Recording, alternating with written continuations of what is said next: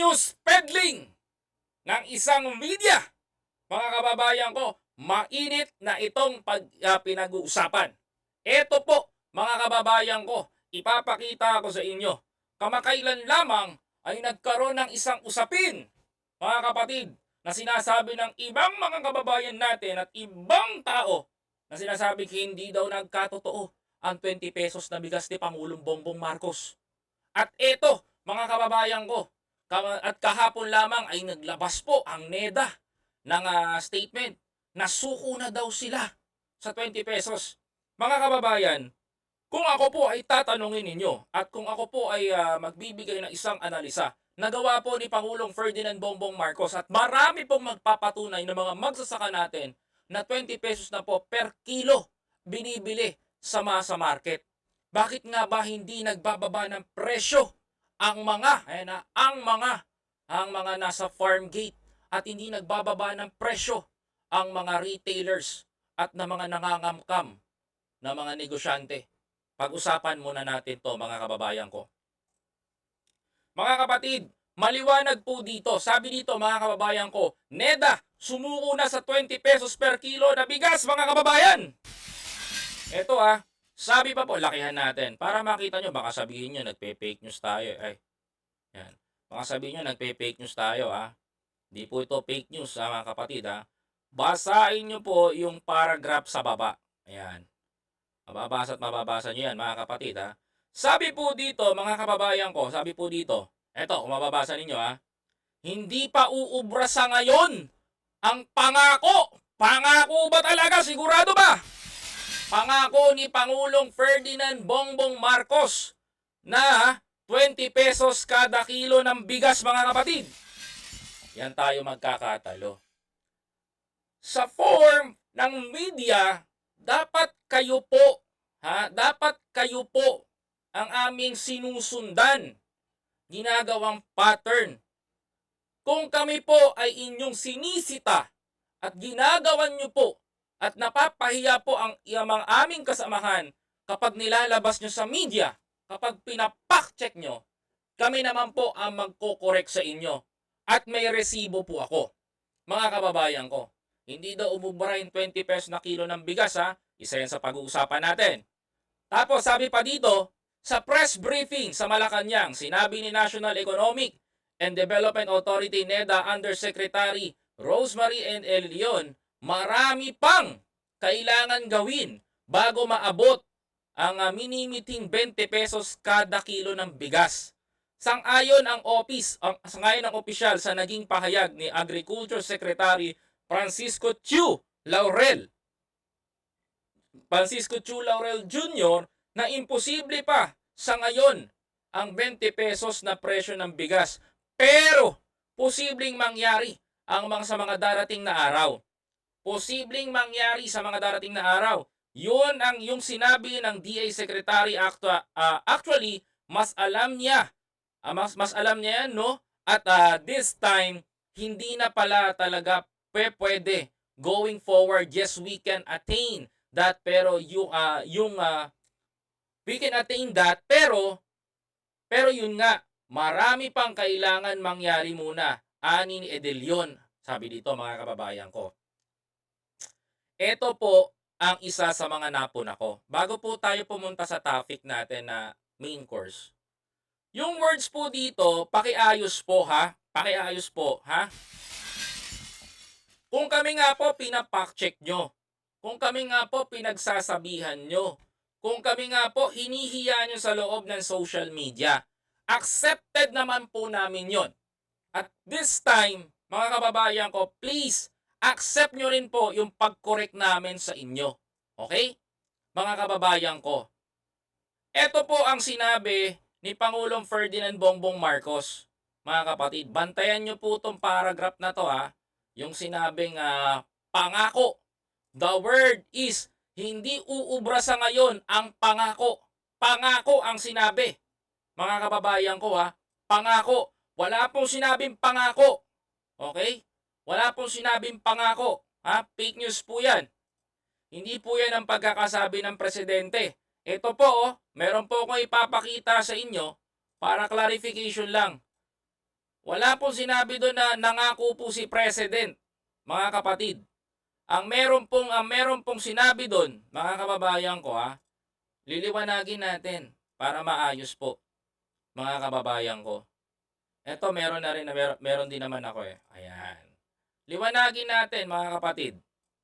Kasi ang hirap pong tanggapin yung ganyang explanation nila Ang hirap pong balansehin yung ganyang sinasabi nila. Ayoko po ng ganyan. Eto po mga kababayan. Meron po kayo papakita sa inyo. Tuloy-tuloy at Ayan. pinaparami na natin ang ating mga kadiwa. Lumampas na tayo sa 500 kadiwa sa buong Pilipinas. Kaya't marami tayong maganda at nagiging resulta. Makikita ninyo. Mga kababayan, na ebidensya po natin ito na magpapatunay na ang sinabi ni Pangulong Ferdinand Bongbong Marcos Tuloy-tuloy Jr. at pinaparami na natin ang ating mga kadiwa. Lumampas na tayo sa 500 kadiwa sa buong Pilipinas. Kaya't marami tayong maganda at nagiging resulta. Okay. Ayan. Pasensya na po sa konting technicality. Ito po mga kababayan pakinggan po ninyo yung sasabihin ni Pangulong Ferdinand Bongbong Marcos. Mga kapatid. Pinaparami na natin ang ating mga kadiwa. Lumampas na tayo sa 500 kadiwa sa buong Pilipinas.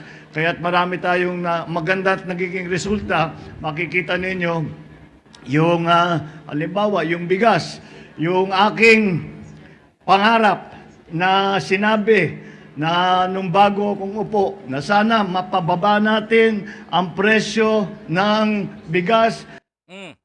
Naintindihan nyo po ba? Ng 20 piso. Hindi pa tayo umabot doon. Dahan-dahan palapit. Nasa 25 piso na lang tayo. Konti na lang. Mga kababayan ko, malinaw pong sinasabi ni Pangulong Ferdinand Bongbong Marcos dito. Ulitin ko po uulitin ko po. Pinaparami na natin ang ating mga kadiwa. Lumampas na tayo sa 500 kadiwa sa buong Pilipinas. Kaya't marami tayong maganda at nagiging resulta. Kunin nyo po yung sinabi ni Pangulong Ferdinand Bongbong Marcos dito Makikita ninyo yung halimbawa, yung bigas, yung aking pangarap na mga kababayan ko. Sinabi na nung bago akong upo na sana mapababa natin ang presyo ng bigas ng 20 piso. Hindi pa tayo umabot doon. Dahan-dahan palapit. Nasa 25 piso na lang tayo. Konti na lang. May bababa natin yan. Ngayon, tanungin ko po ito. Sino po ang fake news ngayon? Who?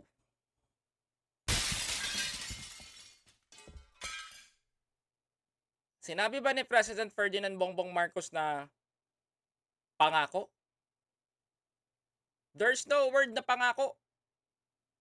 Sa mga kampanya, there's no word na pangako. Ang binitawan niyang salita, pangarap. Naglabas na ako ng ebidensya para kasi si politico.com.ph, ganyan din ang sinulat niya. Sister company, mga kababayan Liwanag Gusto niyo makita?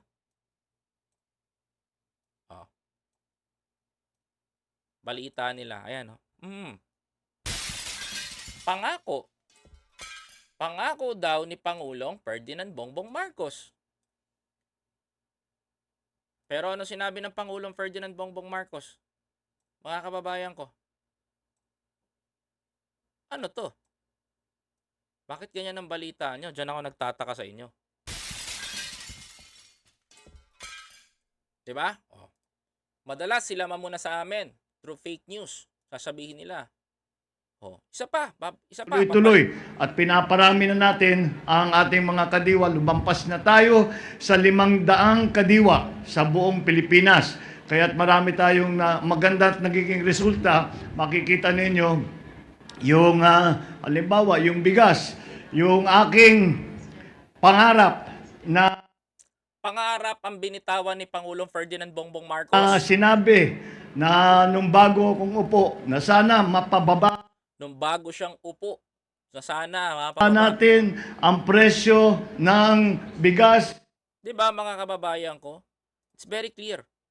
There is no words na pangako. Just want to be clarified. Baka mamaya maraming mabulag dito. Mamaya maraming mga haka-haka na naman na maglabasan ng mga magagaling sa social media, di ba? Oh, asan yung mga basher natin na wala kayo? Makinig kayo ha. Oh, ba't nananahimik na kayo? Oh, sasabihin nyo, marami kasi maghahaka-haka dyan eh. Hindi, pinangako ni Pangulong Bongbong Marcos yan. Pag nakita nyo, pag sinabi nga, supalpal nyo tong video. Sabihin nyo pangarap, hindi po pangako ang sabi. Okay? Kahit sa Isabela, kahit i-review nyo yung sinabi niya eh. The word is pangarap. Diba? O, tapos sasabihin ng iba, pangako ni Pangulong Bongbong Marcos, tas ganito yung balita natin. Ano ba naman yan? Mga kababayan. Diba? O, isa pa. Bakit hindi daw? Bakit hindi daw? Ito po ang sa akin diyan ha. Ito po ang sagot ko diyan. O bakit Koy, sabihin nga fake news ka pala eh. Bakit? Kasi sabi mo 20 pesos na ang bigas sa farm gate. So ina-expect mo magti-25. Opo. Mag-expect po talaga ako na 25 pesos. This is the reason. Tumawag ako dun sa ibigan ko sa may sa Nueva Ecija. Tol, bakit 20 pesos ang benta nyo? Ang benta dito sa Maynila nasa 42 pa rin. Wala tayong 25 pataas. Wala pa tayong 25 pataas. Alam mo sagot sa akin, ha? Koy, binibili sa amin dito sa mga magsasaka yung bigas 20 pesos per kilo, 19.75 centavos per kilo. Ang bentahan namin dito. Pagbagsak diyan sa Maynila, mga kababayan ko, hindi pa rin nagbabago yung presyo. Bakit hindi nagbabago ang presyo, mga kababayan ko? This is the biggest question sa lahat, mga kapatid. Kasi yung mga negosyante po, mga kababayan ko, nagbabawi sa nalugi sa kanila. And then, ang nagsasuffer pa rin, yung consumer. Tayo. Mga kababayan ko. Mababa na nga ang benta sa farm gate. Mababa na po bentahan, mga kababayan ko. Mababa na po bentahan sa ating farm gate. Ang problema, pag tinransfer na po sa Maynila, mga kababayan ko, nagkakaproblema tayo. Bakit, mga kapatid? Yung mga nalugi sa price cap, doon nila binabawi ngayon, mga kababayan ko. So it takes a month, mga kapatid, bago tayo makarecover ulit doon. Another month na naman na bago tayo makarecover. It's the very hardest, pinaka-hard na part na yan, mga kapatid. Doon ako nalulungkot. Kasi hindi natin in-expect na gano'n ang gagawin ng ibang walang sumusunod talaga sa atin na kung ano tinakda natin. Kasi President Ferdinand Bongbong Marcos is expecting niya na 25 meron na sa linya eh. Meron na sa mga palengke at meron na tayong 28 pesos, di ba, 30 pesos below. Malaking bagay na po 'yun. Kaso ang problema, mga kababayan ko, ang laki ng binabawi. Nag-stick pa rin sa milled rice natin, sa secondary rice natin, yung presyo ng dati pa rin, mga kababayan ko. Pero so far, sa ngayon, mga kababayan ko, nakakakita na ako ng 38 pesos na bigas na NFA. That's the saddest part. Pero abangan pa rin natin kung hindi man nag-working yung ginawa ni Pangulong Ferdinand Bongbong Marcos sa isip ng ibang tao, mga kababayan ko, pag-uusapan natin yung mga antayin natin yung magagawa ni Secretary Francis Chu Laurel, mga kababayan. So abangan na lang natin muna yon. For the meantime, I just want to be clarify sa lahat ng mga Pilipino, wala pong sinabi si Pangulong Ferdinand Bongbong Marcos na pangako, no? Pangarap po. Maliwanag po sa sikat ng araw at pinakita ko na po sa inyo. Pangarap po ang binanggit ng Pangulo. Ayan. Sabi dito, Mark Lorete, ang hirap kasi sa mga Pinoy, hindi marunong maka-approach ng words or salita. Tama magkaiba ang pangarap sa pangako. Sa pangako niya. Ang nakatapat niya ay ang nakatapat ng mga anti-Marcos at Pilipinong hindi makaunawa. Correct, 'di ba? Got the point, Sir Mark Lorete. Yan ang hirap. Kasi pag hindi mo pinaintindi sa kanila yan, mga kababayan ko, at kahit mga media nagkakamali rin, tignan nyo, mga kababayan ko, sa media lang fake news yun. Ang dami makakabasa niyan. Milyong Pilipino ang subscription nila. Milyong Pilipino ang community na buo nila. Halos lahat ng Pilipino binabasa at binitignan ng mga tabloid na yan. Pero kung diyan pa lamang mga kababayan ko, yung mga matatandang makikitid ang utak pag nagbasa ng ano, ng tabloid, ay pinangako ni Bongbong yan, yun natatatak sa kanila. Pero hindi tatatak sa mga isip niyan, dapat kino-correct talaga, mga kababayan ko. Kasi kung wala magpapatunay na merong sinabi si Pangulong Bongbong Marcos, paano pa magsasalita si PBBM? 'Di ba? Mga kababayan ko. It's very hard to explain but kaya natin patunayan yan because meron tayong mga resibo. Yan lang ang naging laban natin. We have a resibo, mga kababayan. Alam mo, ang utak ng ang mindset ng mga yan, mga kababayan ko, iba na eh. Parang pasimpleng dumidibdib kay Pangulong Ferdinand Bongbong Marcos tong mga lintik na to. Sa totoo lang, mga kababayan ha, ako sa totoo lang, pasimpleng dumidikdik kay PBBM tong mga to. Kaya naaawa ako eh. Biruin nyo, imagine niyo, nagpapakahirap na nga si Pangulo doon, akala nyo ang sarap ng buhay noon? Nagpapakahirap na nga si Pangulo doon, nag-iisip na ng problema ng Pilipino for the 6 years na iaalalahanin niya.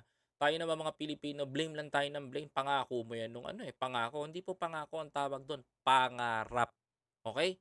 Just want to be clarify, pangarap po ng Pangulo, hindi po pangako. Okay? Paki-correct po yan, pakisabi sa media.